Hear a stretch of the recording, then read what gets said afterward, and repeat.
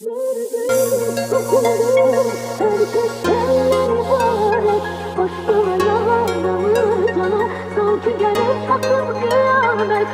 artık öldürmeni, sona çatsın bu işkence.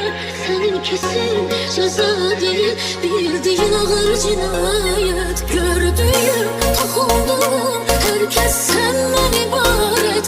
Baştan yalan yanır canım, sanki gelip çatır kıyamet. Yeter artık öldürmeni, sona çatsın bu işkence. Senin kesin ceza değil, bildiğin ağır bitti, gidilen bütün yük çiğnemde. Sadece sen dolanırsan benimle. Elimde değilim, görebilmirem. Sen yoksan düzebilmirem. Ya sen ya da sen başkasını istemirem.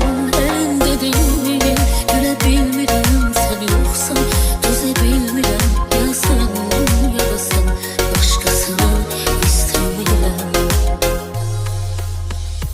Gördüğüm, dokunduğum herkes senden ibaret.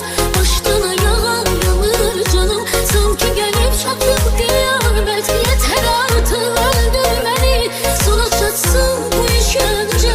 Senin kesin ceza değil, bildiğin ağır cinayet. Gördüğüm, dokunduğum herkes senden ibaret.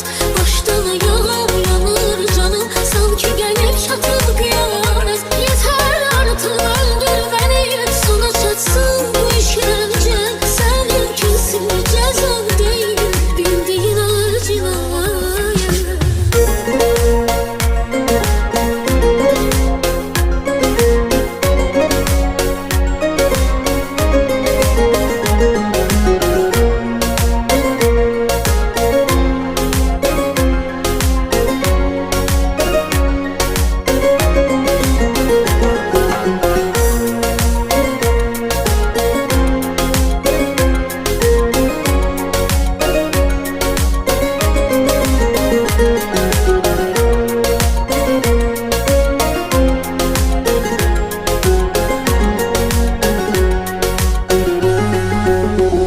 Elimde değil, görebilmirem. Sen yoksan düzebilmirem.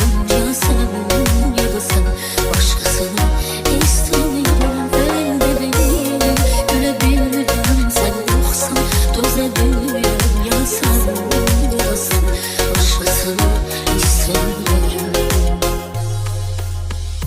Gördüğüm, dokunduğum herkes senden ibaret.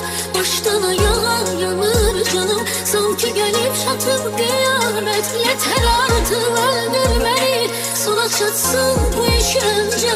Senin kesin ceza değil, bildiğin ağır cinayet. Gördüğüm, dokunduğum herkes